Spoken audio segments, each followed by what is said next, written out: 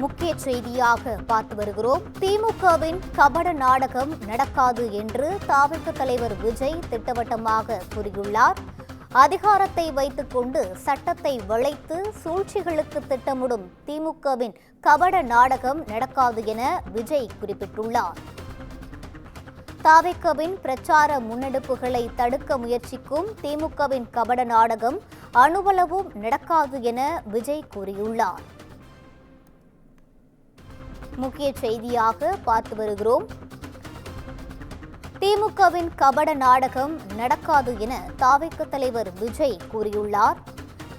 அதிகாரத்தை வைத்துக் கொண்டு சட்டத்தை வளைத்து சூழ்ச்சிகளுக்கு திட்டமிடும் திமுகவின் கபட நாடகம் நடக்காது என அவர் கூறியுள்ளார். தாவேகவின் பிரச்சார முன்னெடுப்புகளை கபட நாடக திமுக அரசு தடுக்க முயன்றாலும் அணுவளவும் நடக்காது என விஜய் கூறியுள்ளார். இதுகுறித்த கூடுதல் விவரங்களை வழங்குவதற்காக எமது செய்தியாளர் சிவகுமார் இணைப்பில் இருக்கிறார். வணக்கம் சிவகுமார், முழு விவரங்களை பதிவு செய்யலாம். 72 நாட்களுக்கு பிறகு, அதாவது கரூர் வேலுச்சாமியாபுரத்தில் நடைபெற்ற ஒரு துயர சம்பவத்துக்கு பிறகு 72 நாட்கள் கழித்து இன்னைக்கு தமிழக வெற்றிக் கழக தலைவர் விஜய் என்ன பண்ணாருன்னா, புதுச்சேரியில கடற்கரை, அதாவது என்ன சொல்றதுன்னா, அங்க ஒரு பொதுக்கூட்டம் நடந்தது. அதாவது ஒரு பொதுக்கூட்டம் நடந்தது. இதுல பல்வேறு கருத்துக்களை முன் வச்சார். மத்திய மாநில அரசுகளை கடுமையா சாடின அவர் பொது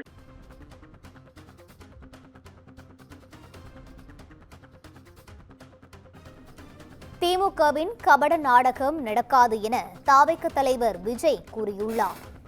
ஒரு புதிய அரசியல் வரலாற்றுக்கான அத்தியாயத்தை புதுச்சேரி மண்ணில் இன்று தொடங்கியிருக்கிறோம் என்று கூறியுள்ள தாவேக தலைவர் விஜய், தாவேகவின் பிரச்சார முன்னெடுப்புகளை கபட நாடக திமுக அரசு தடுக்க முயன்றாலும் அது அணுவளவும் நடக்காது என கூறியுள்ளார்.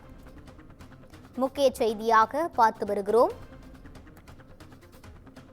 திமுகவின் கபட நாடகம் நடக்காது என தாவேக தலைவர் விஜய் திட்டவட்டமாக கூறியிருக்கிறார். தாவேகவின் பிரச்சார முன்னெடுப்புகளை கபட நாடக திமுக அரசு தடுக்க முயன்றாலும் அது அணுவளவும் நடக்காது என கூறியிருக்கிறார். இதுகுறித்த விவரங்களை வழங்குவதற்காக மீண்டும் எமது செய்தியாளர் சிவகுமார் இணைப்பில் இருக்கிறார். வணக்கம் சிவகுமார், விவரங்களை பகிரலாம்.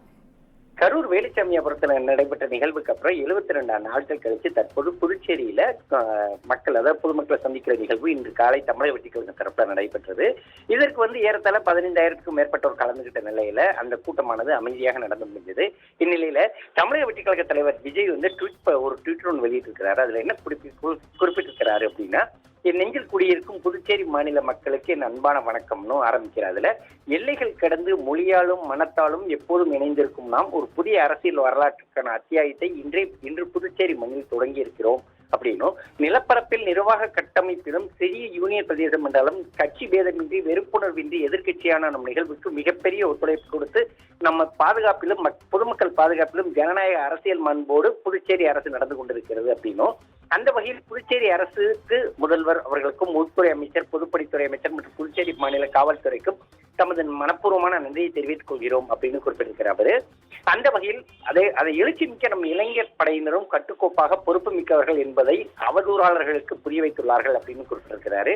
அதிகாரத்தை வைத்துக் கொண்டு சட்டத்தை வளைத்து சூழ்ச்சிகள் உட்பட என்னென்னவோ திட்டம் போட்டும் நம் அரசியல் பயணத்தை, மக்கள் சந்திப்பை, பிரச்சார முன்னெடுப்புகளை இந்த கபட நாடக திமுக அரசு தடுக்க பார்த்தாலும் முடக்க முயன்றாலும் அது அணுவளவும் நடக்காது அப்படின்னு குறிப்பிட்டிருக்காரு.